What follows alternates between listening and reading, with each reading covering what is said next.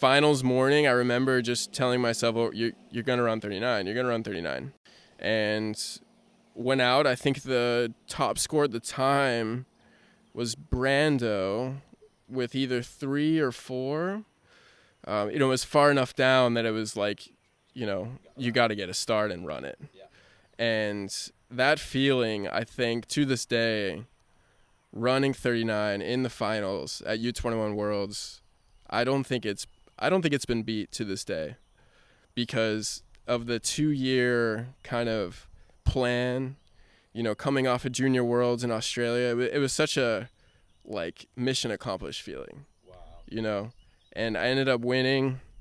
Robert came, as always, super close, running 39, came up a bit short, but anyway, ended up winning, and yeah, I can remember that like yesterday.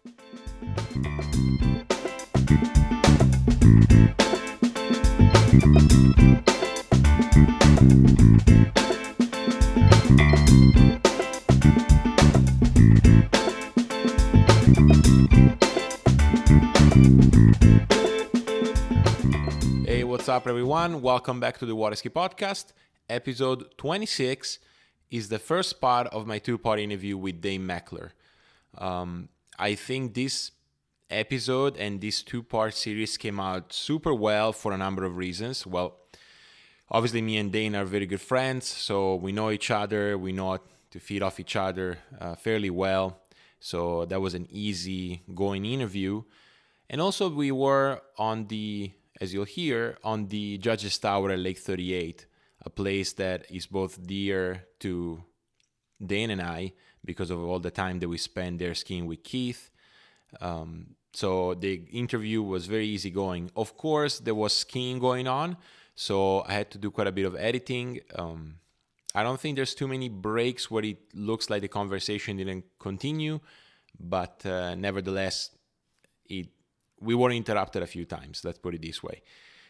And still, I think the content that Dane shared about his journey is unbelievable. From, growing up in Ohio, having to fight the weather to get some skiing, to finding out about Cody Pico's ski school and getting influence there, and eventually all the way up to his 2 world titles, the University Worlds and the Under 21 Worlds. And that's where this first part pretty much ends. Lots of other stuff in between. So good news, you won't have to wait until next Tuesday to hear part 2 of Dane's. We'll actually post that on Saturday. And I'll take the opportunity for that episode to leave a pretty big announcement. So until then, enjoy this part 1 and have a great week. Should we start? Let's do it. Dane, let me know. Welcome to the Water Ski Podcast, Matteo, buddy. Thank you, man. This is awesome. It's a pleasure to be here. Wow, pleasure to be here twice, right? Give a bit of context. Where are we right now? What are we seeing? I mean, I wish the listeners could see where we are right now. It's unbelievable. We are currently Lake 38, Judges Tower. Over my right shoulder is 3-ball. I can see 4-ball right in front of me. It's unbelievable. Perfect water. So now it's good to be back. I couldn't think of a more perfect spot to do this. Right, and we'll get to speak about why this 3-ball is particularly important to you. But, as I do with all the guests, even just as a little warm-up, which for you is 32 off, how'd you get into water skiing, buddy? Yeah, so it was 100% a family thing. My dad grew up, skiing on public water. He thought he was super good, until he found out about this thing called the slalom course. Right. Kind of realized, hey, that there's a lot more to this, and just sort of got addicted to it. When my brother and I were born, he had us on skis as far as I can remember. It was pretty much all I knew growing up. We'd go to the lake as a family. We'd travel to tournaments as a family. We had a perfect water ski site in Cincinnati, Ohio. At Hidden Lake Ski Club, and really that's where I got my start. First time on skis, I think 5, shortly after, 1 ski 2 weeks later. And 2 weeks later? Yeah, I think so. So that wasn't I was on skis, tied together and stuff earlier, but when it was time to, I think summer when I was 5, things really picked up quick. My brother was 7 at the time, and Yeah, so Yeah, because like there's that whole philosophy of like you gotta learn how to run the slalom course with two. You have to sort of like go up with two skis. But it sounded like Dad was like, I don't know, let's get on one and let's yeah, get no, going. I mean, actually, my brother took kind of 2 years off. All he wanted to do was barefoot, which probably drove my dad nuts, right? Right. So when I was 5, my dad got me on skis, and I started to progress. And my brother was like, "Oh no, I want to do that too," So we kind of had that start at the same time a bit.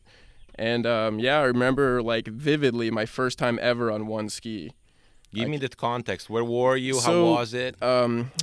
We were at Hidden Lake, which is a little bit, we'll kind of get to why it's a little bit like reminiscent of that time. But anyway, yeah, one ski, the whole club was up on the shore just clapping, No way. My dad, they recently got a Nautique. I just remember the whole picture very well, like perfect weather, Cincinnati, Midwest. Yeah. Yeah. So, okay. And then from there, how did your skiing develop? Yeah, so, I mean, as far back as I can remember, my dad was very into technique, very into, it was a little bit different at the time. I was still kind of coming off most coaches at the time were very, pull hard, go hard, right? Get your hips up, shoulders back, Yeah. And my dad kept it very simple, but I'd say he was a little bit ahead of his time as far as what we do now or what we think now. I can just remember him, just over and over and over, just hold easy, let the boat do the work, head up. And it was very ahead of the time. It was very different from what other coaches or other, friends were getting told. But now looking back, I mean, I think obviously we know now it's the way to go. Yeah. So yeah, I think 7, maybe first tournament, Midwest. I really did it, 100%. All my friends were doing it, right? We had a really good ski group. And yeah, we just, every weekend we'd go to a different tournament in the Midwest and kind of just took off from there. Yeah. So. Were you into the other 2 events as well, or was it like... So that came a little bit later. So, my dad only slalom, my family only slalom for a while. And later on, my dad, when I was getting at my later years of Boys 1, 9-ish years old, he brought us down to Corey Pico's ski school. Ooh. To learn how to trick. And we had done a little bit before we went, but we were pretty much there to learn how to trick, learn how to do backs and O's and all of that. Right, the basics. And so Corey, that was kind of my first time there. And from there, we, started to learn the other events a bit. Jump came a little bit later, but yeah, I was full-on overall skier growing up. Interesting. So you started going to Corey's because Dad said, okay, it's time to learn some tricks. Exactly. And what better place to go? Oh, no, of course. Right. But like, interesting, because then you continue to go and you still go to Corey's, after all these years. So it's cool that even though you're not tricking anymore, that, Right. relationship with that place stayed. Yeah, no, absolutely. I mean, Corey's was a huge part of growing up. It was a big reason why I'm the skier I am today.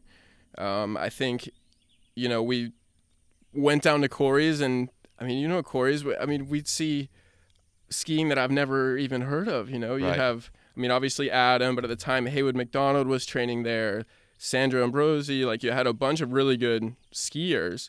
And then, coaching them, obviously Corey was still skiing.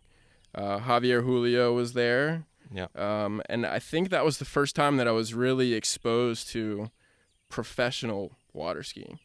What was the shock? Because, when I interviewed Nick, he said one of the things that really got him was the fact that this is an international sport, obviously, So I'm assuming that was your first exposure to people from, Mexico, Argentina, Europe, like... 100%. I mean, going down there, it was such a different...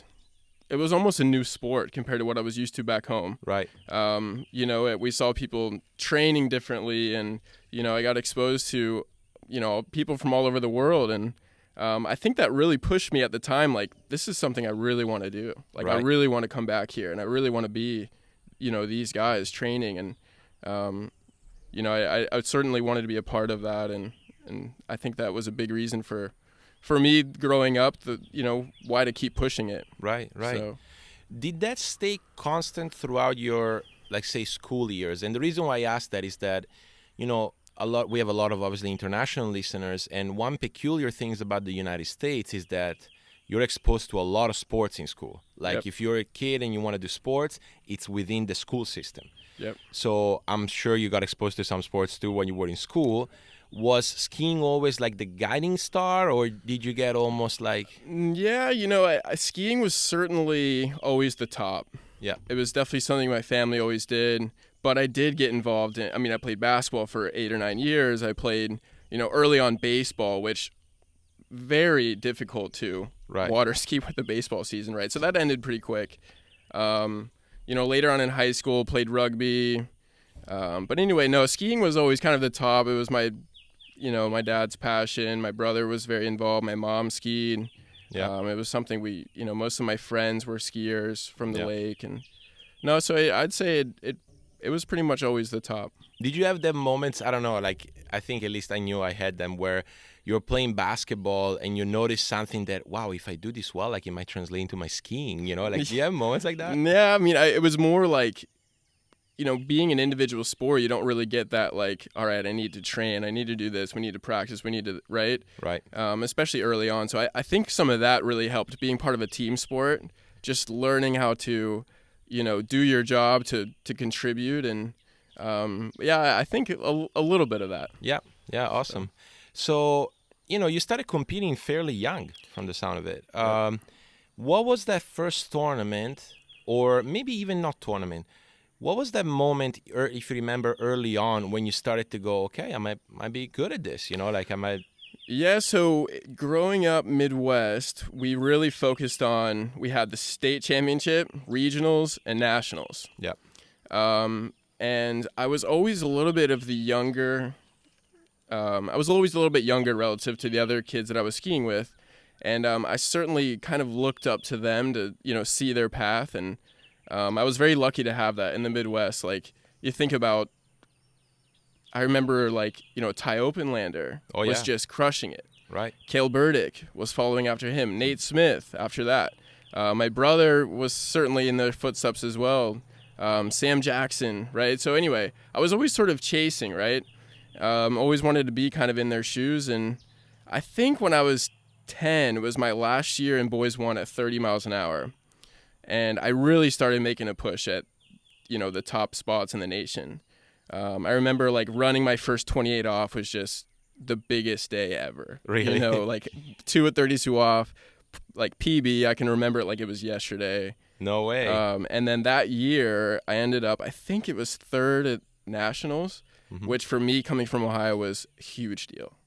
And I think that was really, like, the next year I went on to 34, but it was always, I think that was really the first time I was like, this is something I want to really push at. Right. And it's crazy how for the United States, like, the Nationals is such a big tournament, so I can see how if you perform well there, right? Yeah, and it was one round, very far. I think my first Nationals was at West Palm Beach, Florida.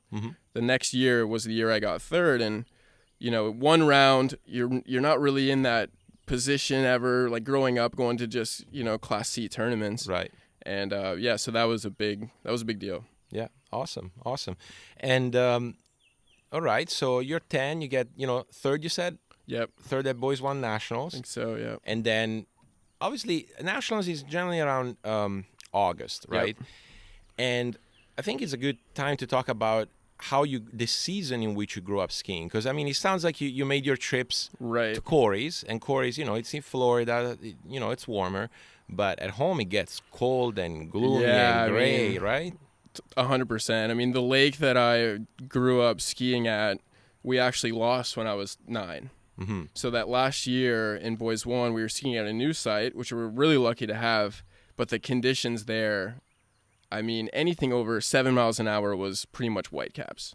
Okay. So a lot of wind, right? And then Cincinnati, 3 months tops in the season-ish, right? 3 to 4.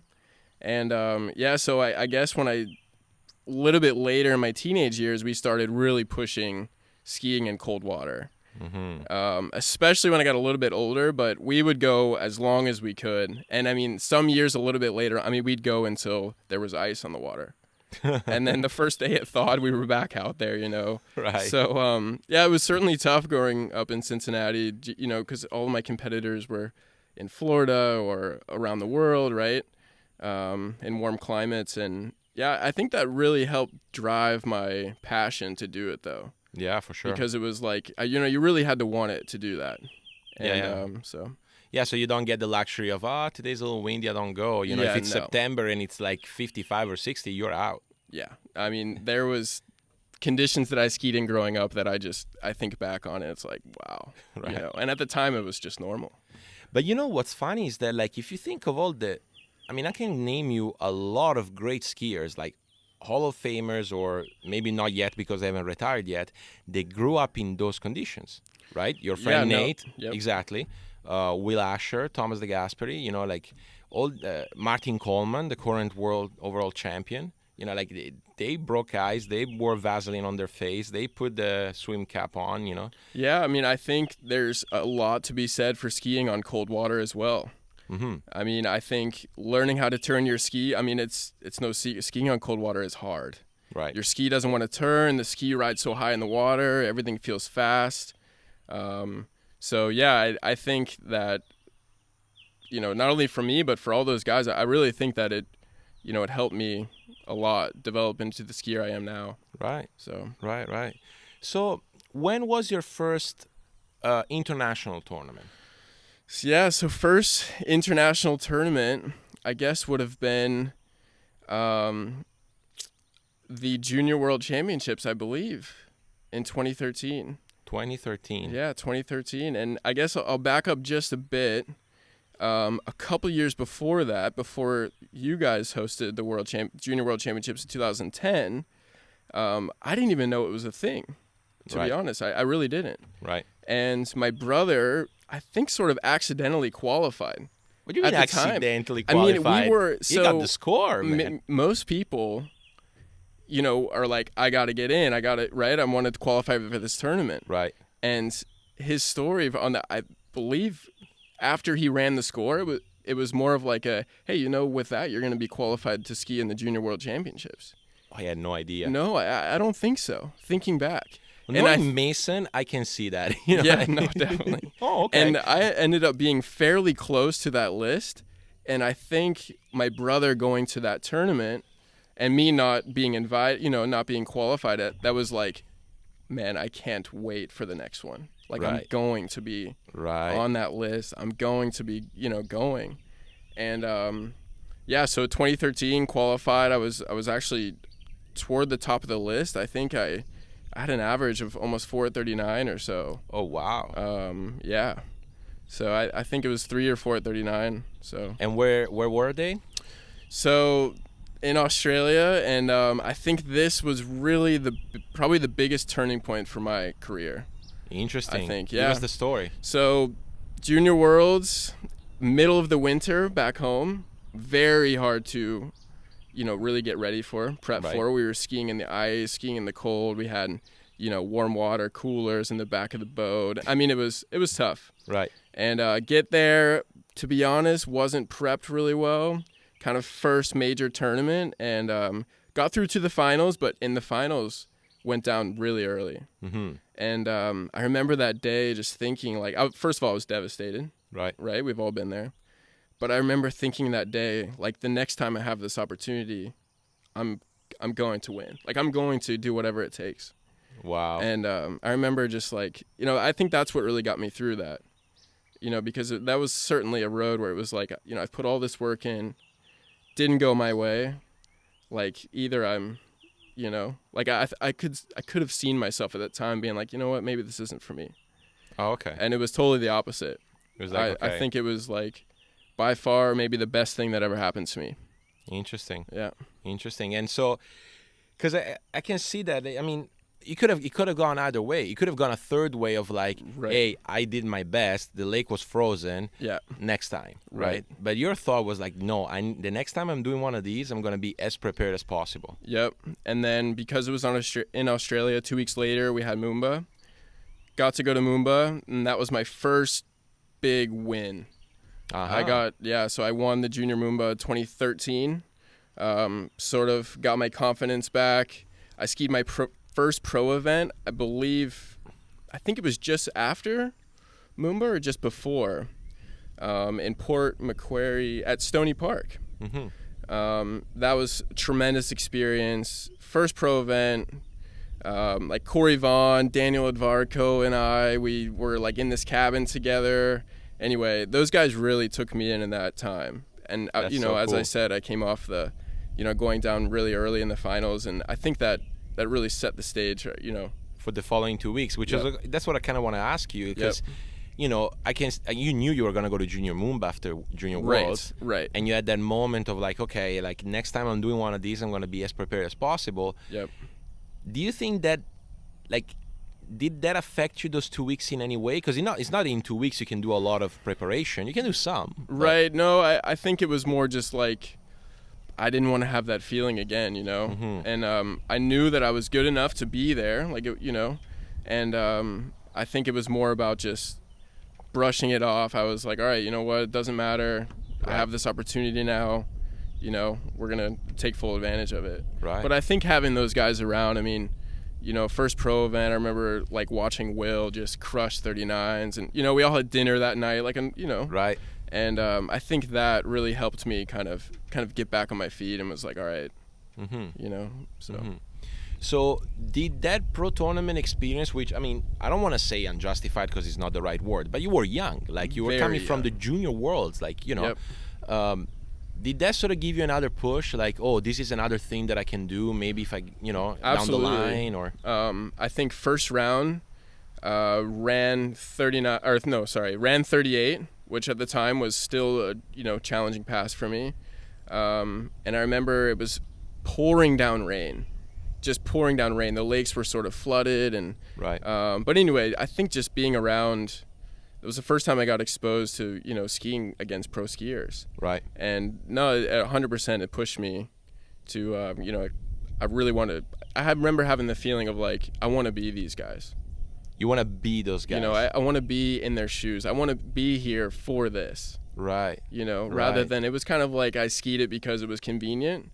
Like, no, I want to, I want to be good enough where I can come back and really compete. That's so cool. Yeah. That's so cool. And so that's 2013. If my memory doesn't fail me, you were either 18 or turning 18 that year. Yep. So kind of finishing high school, you're like now an internationally experienced skier. Oh, wow. Well, people drive at Lake 38, right? Internationally experienced skier, off to college. Yeah, so that was a difficult decision for me. I, obviously I really wanted to ski in college. Yeah. Being back home, I really wanted to get south. I had opportunities, to stay at home and go to Ohio State or, stay in the Midwest. And I remember looking at schools. My brother had gone to Arizona State. Mm-hmm. And I remember, I toured all the schools and decided on Louisiana Lafayette. And we'll talk about this a little bit here. I remember my first recruiting trip down there. Yeah. Obviously, you were there. Yep.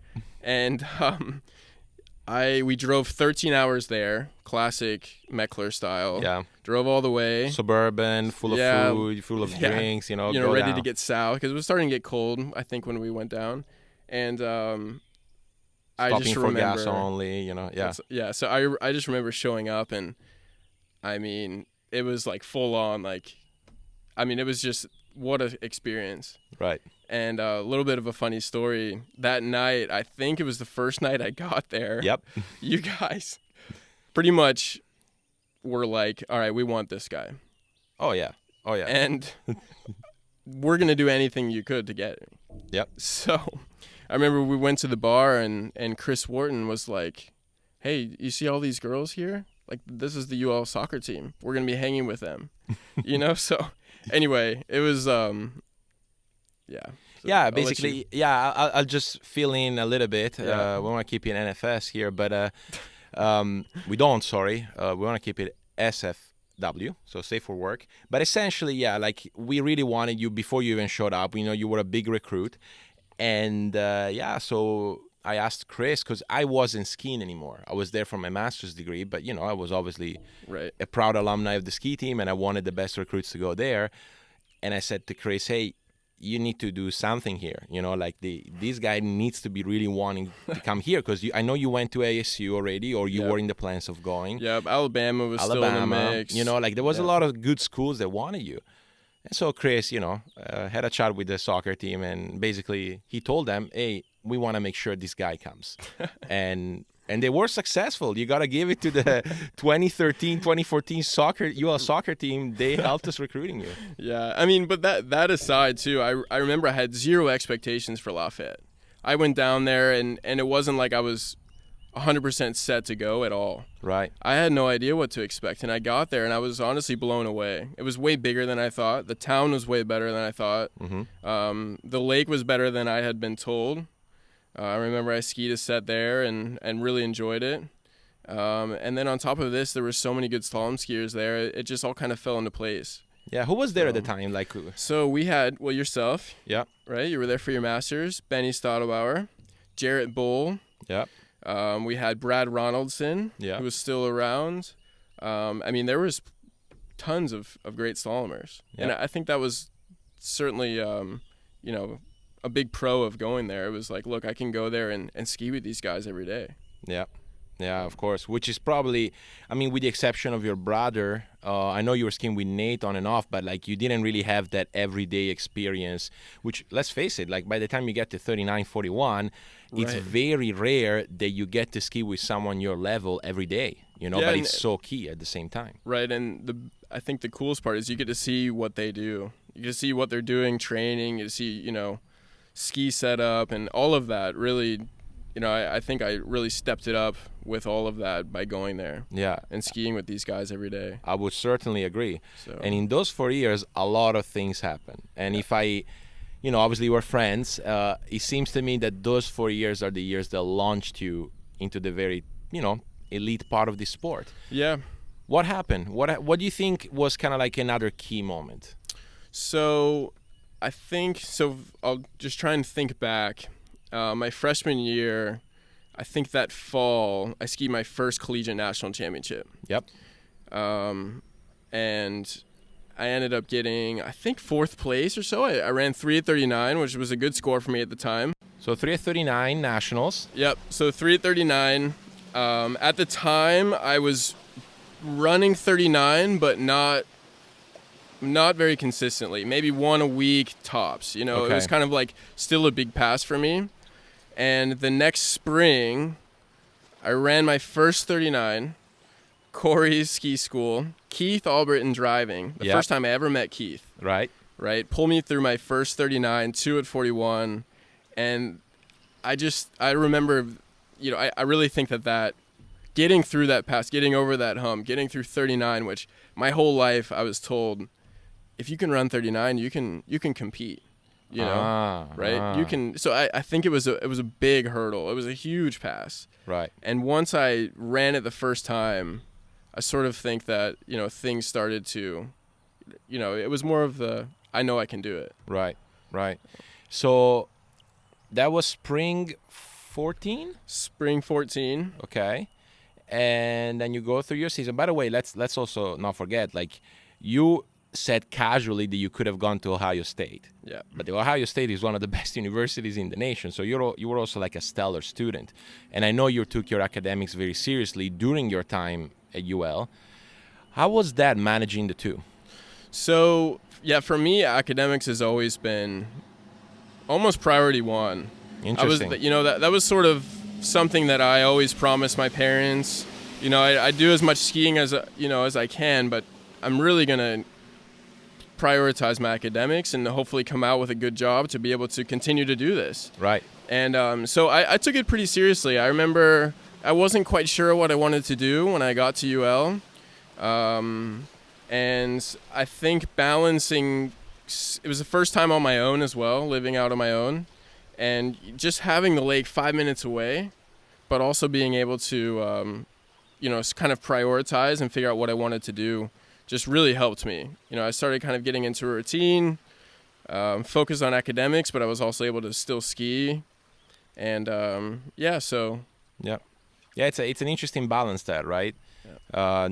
I would say not the easiest, probably. but also the fact that you were somewhere like a University of Louisiana with the lake close by, with a lot of friends that you could ski with. Like, it was tough to balance, but also easier to ski, right? So you had that going for sure. Yeah, no, for sure. And I also think for us, we had brand new nautique. Yeah. Growing up, I never had zero off. We had perfect pass. Things were really dialed in at UL. We had everything kind of set up, and we had Bennett's close by. Corey's was within driving distance. I used to go there still all the time. Within Mechler driving distance. Oh yeah. Well, right. No, it was like 6 hours. Yep, 6 hours. 6 hours. Yep. Yeah, so 6 hours away is not that bad, is it? No. Yeah. And let me back up just a sec. The summer before I went to UL, I lived and worked at Corey's and trained every day. This was probably by far the best experience I had. Daniel Advarka was there, who had a huge influence on my skiing growing up. Every time I went to Corey's, he'd always want to ride and help me out and coach. And so I was able to ski with him. Adam Settlemeyer was there. Martin Bartowski was there. Yeah. These guys were running 39 every day. And that, just watching them and just wanting to be a part of that, I think really helps as well. Yeah, and also like the summer before going to UL, you're surrounded by skiers that have won, like, I think together like 5 nationals in men's slalom. Yeah. I mean, this is like good skier, and obviously they went on and did even more like amazing achievements, Yep. Now that summer, if I'm not mistaken, since we backtracked a little bit, followed your junior masters, which if I recall correctly, didn't go super well. Right. Was that another push? Was that like another one of those like key moments? It was, it was another pretty big disappointment for me. Super windy, which I actually pride myself on being able to ski in those conditions. So I really thought I had a good chance there, and no, it just didn't go well. And I think it was another like, look, the next time I have this opportunity, and it was still kind of coming off that same year where I was really growing. I was really learning how to ski internationally, how to that was the handle same it. year, right? It was the same year. Right. So, it was a little bit of a rough experience, but I think, having that experience, it really set me up to know what kind of preparation it took to succeed. Right. Now, was it just preparation again, or was it also like, I don't know, you show up to Callaway Gardens first time, I'm assuming, or probably first time as a skier, like it's an experience. Right? Oh, totally. It absolutely was. It was the first time, again, that Masters is, if you haven't been, it's such an incredible experience. The vibe there is just, I don't know if there's any, maybe apart from Moomba, there's no better vibe in our sport than Masters. Right. You're watching, the people you've looked up to, battle it out. And no, I think it was another like point of, I want to be these guys. I want to do this. It didn't go my way, but I'll be back. Yeah. Yeah. And you got really close last year, but we'll get to it. Yeah. We got really close. So let me jump, we're going back and forth. There's no structure to this podcast, but so we were at 14. When we're at 13, might as well go 15. Yeah. 2015. Yeah. So 2015 was Worlds year. Yep. I had another opportunity. U21 Worlds were going to be in Spain. Mm-hmm. And I prioritized that tournament for 2 years. Since 2013, I said, 2015 U21 Worlds, it's my only chance to do it because of the way my birthday was. It was my only chance. And I just remember putting together a plan, I'm going to do as well as I can there. Yeah. And, so I guess we can sort of get into it, but please. That year I actually struggled quite a bit. So as I mentioned, 2014 spring, ran first 39. That summer I ran 39s. I ran 39 at nationals, ran 2 at 41. I was running 39, and in 2015 I was really struggling. I wasn't running 39. I don't even know if I ran it in a single tournament round leading up to Worlds. Mm-hmm. And so I just remember telling myself, you got to run 39. You've got to run 39. You go to Worlds, you got to run 39. And so get to Spain, perfect site, Botas, Cesena. And I remember my practice sets there. I ran a 39 for the first time in I think it was a couple months even. In the practice before, like at Worlds. Showed up. I had a few days of practice. First set's not so great, but then ended up running 39. And I was just like, you're going to do this, you know? So yeah, you have that set, and basically now you have that confidence, right? Yeah, and I knew that's what it was going to take. I had Robert Pigozzi, Brando Caruso, Jarrett Bull. I mean, I had big names, huge names. The lineup was stacked. Yeah. And prelims, I didn't get through it, but got far enough down it to be second seed. I think I ran 4.5. Robert smoked it, easy, 1:41, top seed. And yeah, finals morning, I remember just telling myself, "Oh, you're gonna run 39. You're gonna run 39." And went out. I think the top score at the time was Brando with either 3 or 4. It was far enough down that it was like, you got to get a start and run it. Yeah. And that feeling, I think, to this day, running 39 in the finals at U21 Worlds, I don't think it's been beat to this day, because of the 2-year kind of plan, coming off of Junior Worlds in Australia. It was such a mission accomplished feeling. Wow. And I ended up winning. Robert came, as always, super close, running 39. Came up a bit short, but anyway, ended up winning. And yeah, I can remember that like yesterday. It was... Give me because I can see that, right?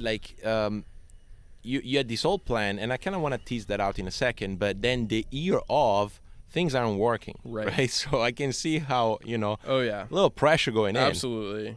I remember the 39, I had a huge one ball, massive, turned backwards, held on super early into 2, kind of managed my way through it. But yeah, I just remember that set, it was unreal. Yeah. I mean, that feeling of being world champion, after making it your goal, it was just unbelievable. Yeah. And you got to re-experience that feeling the following year. But let's tease out a little bit of the preparation. I understand the rationale. Yep. Junior Worlds didn't go well. You have 2 years. You're going to be as prepared as possible. Mm-hmm. Give me a sense of what that involves. Was it more skiing? Better equipment, stronger mentally, physically? What came through, I'd say it was a little bit of all of that, but 2014, I started dating Janina. Yeah. Janina Bonneman, and it was the first time that I really started to take it seriously off the water, or as it should have, right? And so I was going to the gym more. I was getting stronger. I was eating better. I for the first time had a real training partner who had been there, had done it. She was overall Masters champion. She's had success. Yep. And it was the first time that, we could really put a plan together, as a team. And we had the same goal, 2015. There's one tournament we have to compete in. It was that mindset. It was the Worlds is the tournament. And that year, I think it was a little bit of, being stronger, being more fit, having experienced, some downs. I've known what that felt like, and I just used that as such motivation to, get my mental state right on the dock and, kind of overcome that and be like, no, today is your day. You're going to run 39. So good positive self-talk on the dock. And, I guess I also I had done it the year before. I had run 39 in big events. I said I ran it at nationals. I ran it so I knew I could do it. But yeah, I think it was just everything combined. But I think a big part of it was Janina and I just focusing on that event, kind of working out together, skiing together, putting the plan in place. And yeah. Sorry to go back to that, but like, and yet that year leading up to the Worlds, you weren't skiing so good. So were you able to kind of put it in perspective? Kind of like, it doesn't have to be now, it's going to be at Worlds, like, were you able to do that through that year?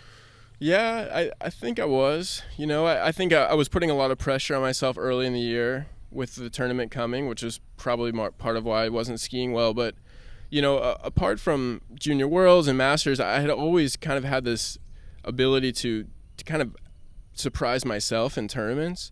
I think the first time I ever ran 38 was at the National Championships.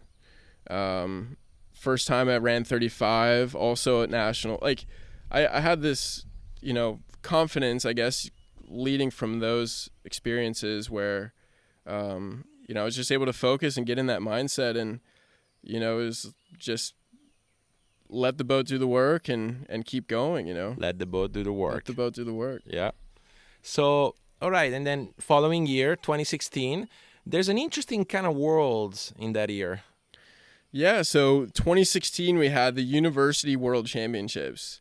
So coming off 2015, the team, like, first of all, there's no independence. Yep. So I had to qualify for the team, which is something I had never been a part of. I was never on U.S. teams or anything, with it being 4 members at the time. And the University Worlds, you were able to have 6 team members. So they had the room to take a slalomer. So it was really my focus, first of all, to make the team. Right. And University World Team Trials were at Ron Goodman's place, Ron and Terry Goodman, in up near Seattle, and was able to make the team. And that summer, I ended up working at Good, so I was able to get experience. We'll stop here and talk about it a little bit. Sure. So working at Good, I was able to really dial in something that I had never really had an opportunity to do, and that was my equipment. Mm-hmm. I learned an unbelievable amount from Dave just being there for 3 to 4 months. I got on a ski that really complemented my style.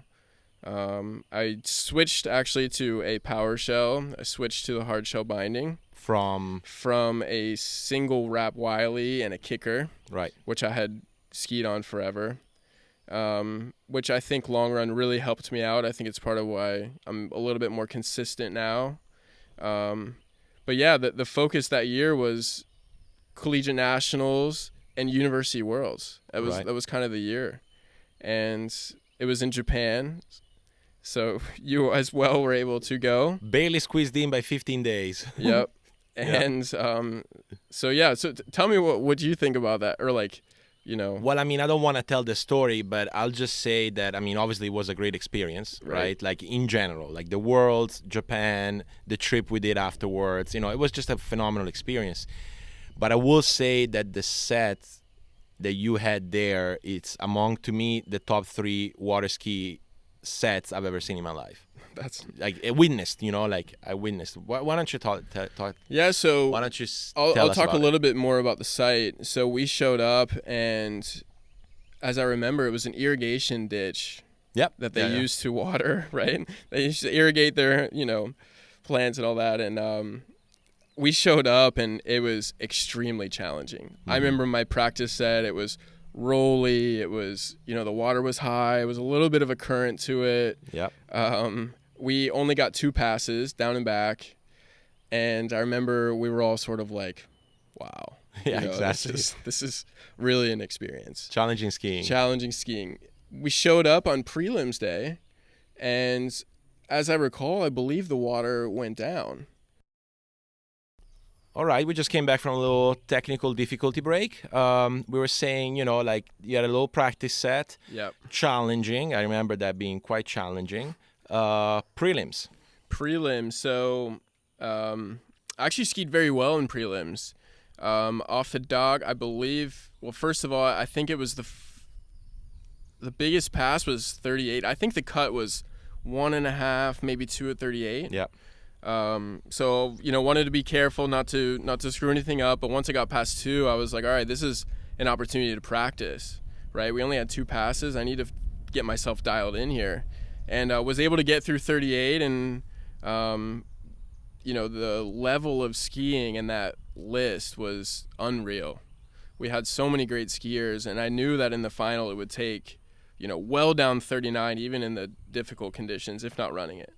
And I was able to get a good gate, good start at 39, and came up a bit short, but ran 3.5. Yep. Ended up second seed. I think Robert, I don't know if he ran it or... I think he ran 4. 4, okay. Something like that. Yeah, so Robert, top seed, I was second seed, so we sort of had a little bit of a flashback to Worlds in 2015. And Robert and I, obviously Robert, one of the greatest skiers in the world right now. Yeah. And at the time, he was a little bit younger than me, started kind of making his name for himself. And I knew that in the challenging water, he was not going to let anything, happen to him. I mean, He was going to get his score. Right. And so the finals day, I remember we showed up and the water was super high. You remember there was this algae in the water? It was like... I remember exactly what happened. We showed up and the organizers really wanted to make sure that the skiers were happy and the conditions were good. And we showed up and we said, yeah, water's a little high today. And they said, well, no problem. So they opened the closings, basically draining the lake during finals. So that created a lot of current. Huge current and huge tailwind off the dock. And people were going down left and right in their third pass, tailwind. Yep. And I remember I was making the decision of, I think at the time people were going down in 38. Great skiers were going down in 38. Yep. And I really had to decide is this, do I need to take 38 coming back? Do I need to switch this up? I ended up sticking to 32 off the dock. Ran 32. It was much worse out than I expected. Right. I got to the end of the lake and I was sort of I was like, man, 38 tail and that is going to be difficult.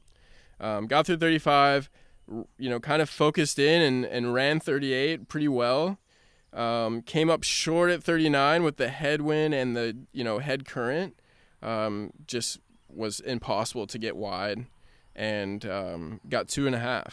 Yep. Robert comes out, looks super easy, gets through 38. A little bit of struggle here and there, but overall pretty solid. Yeah.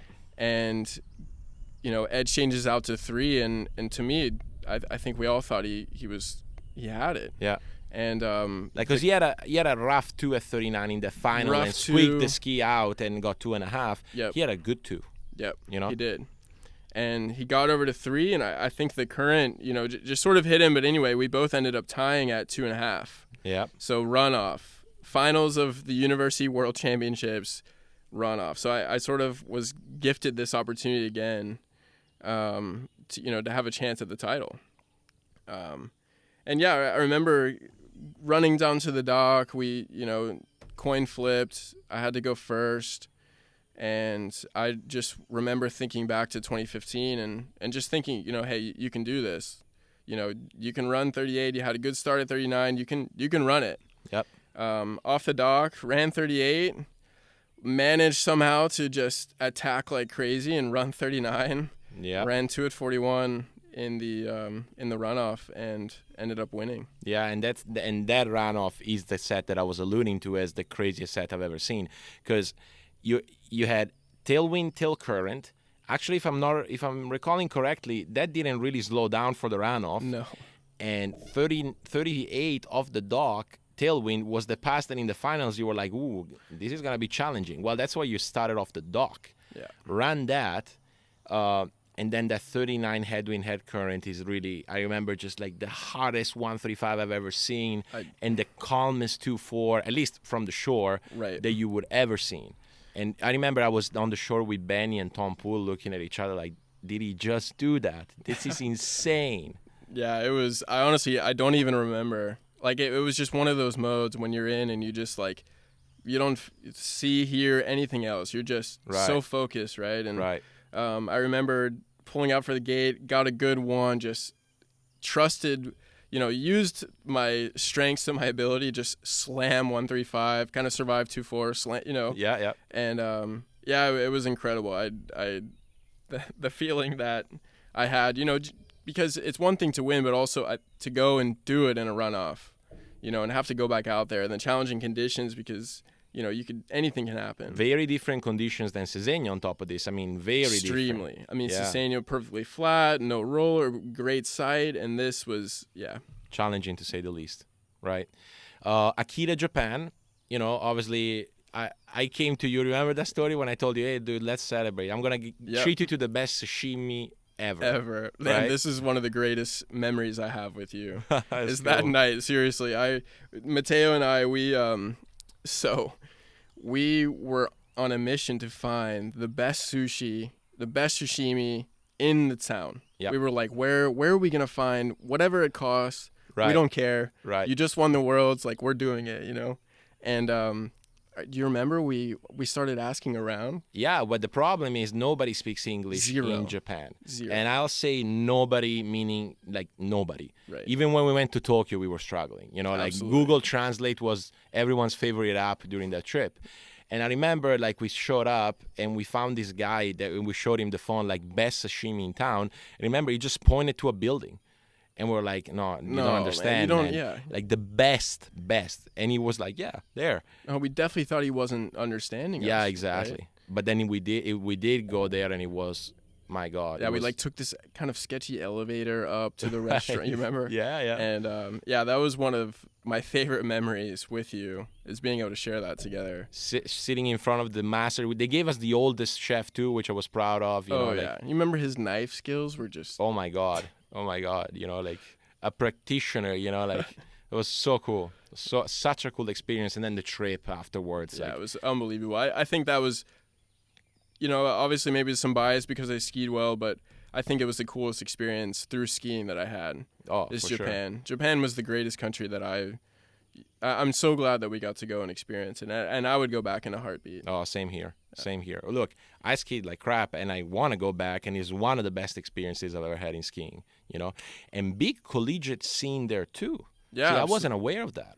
Yep. Big collegiate There skiing. was actually quite a bit of people there supporting us. Yeah, I remember on the bridge, like watching. Yeah, it was a pretty big event. Yeah. And then it's funny because like when I went to interview Corey and Adam, Corey actually has gone to the Japanese collegiate nationals. He went. Really? And he showed me videos, man. I mean, it's a different vibe than the U.S. collegiate nationals. You don't have like Wisconsin Speedo 7 a.m. doing moves, right. But it's intense. Yeah, like they're cheering hard and people are skiing. It's pretty cool. No, absolutely. I mean, I just growing up coaching at Corey's, they would always, the collegiate teams would come over and we'd coach them in the spring, and I mean those guys are very into it. Yep. There's a big ski scene there. Yeah, absolutely. And that's why I think it added to that vibe of that tournament of they were loving to have us there, which was so cool. Yeah, the and final they did pretty ceremony. much anything for us. You remember? It was. Yep. They were asking every minute, hey, how is everything going? And right. No, it was a great experience. Yeah. So now, 2016, you got 2 gold medals at 2 different world championships, on different, like on one side of the world and the other side, right? Yep. And then you get back to the U.S. to school. Like, did anything change in you? Like, did you feel like a different skier? Did you? I certainly remember having the feeling of like, I had to prove to myself that I could do it in big events. Mm-hmm. And I remember getting back and thinking like, after doing that and traveling across the world, like you can do that. This is something that I want to pursue. Right. And I think it certainly gave me a lot of confidence on the dock. I remember that season, it wasn't over yet. I mean, I didn't do any professional events that year, but we had the Collegiate Nationals, which was a huge tournament. So many great skiers every year in that. And it was my last one, which was, another big, kind of big deal. I wanted to go out hopefully winning. Yeah. And I remember just getting back and having that sense of like, you've accomplished some of these goals. You can continue to do it. So. And did you do it? So Collegiate Nationals, ended up tying with Thibaut. We had a runoff, so sort of in the same situation as a month before, runoff with a tremendous skier, Right. who was not going to leave anything out there. Yeah. And Yeah, we ended up tying and then tying.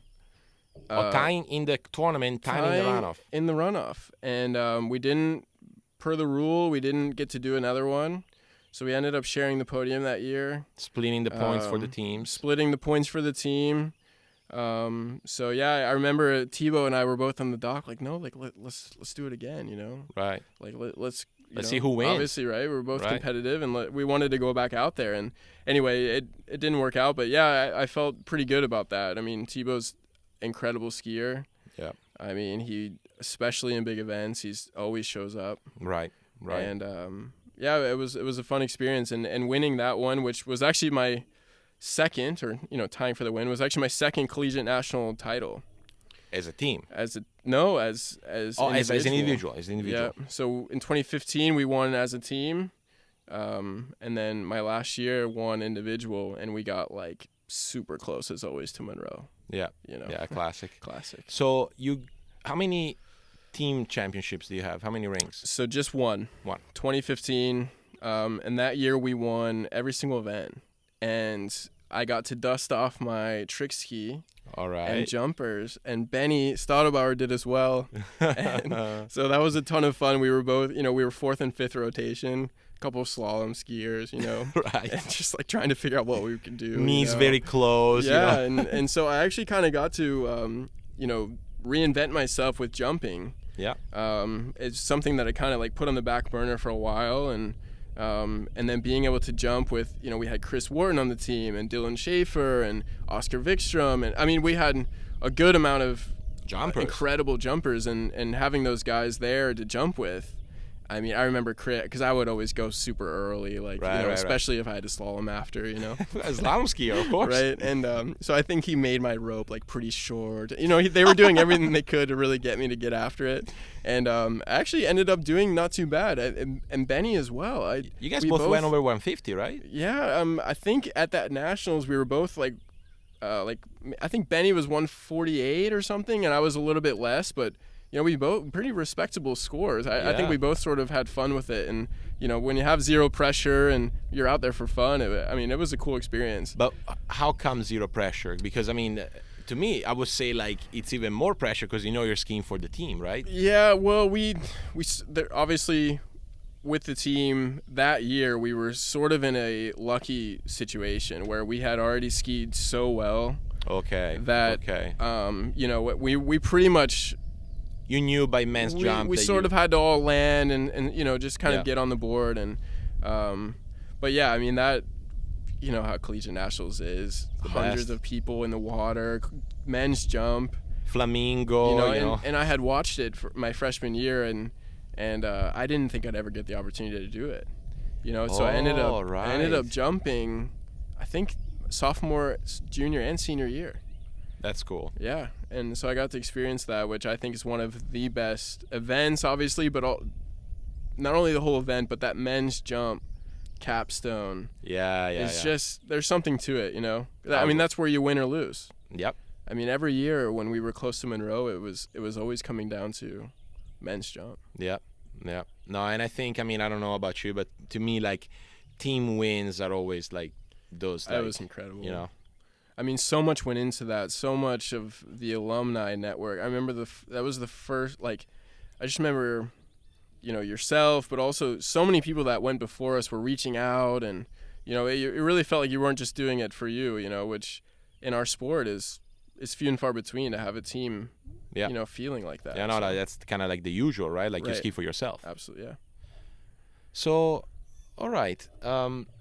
Why don't we take a break? Okay. And then when we come back, I want to talk about more recent last 2 or 3 years. Sounds good.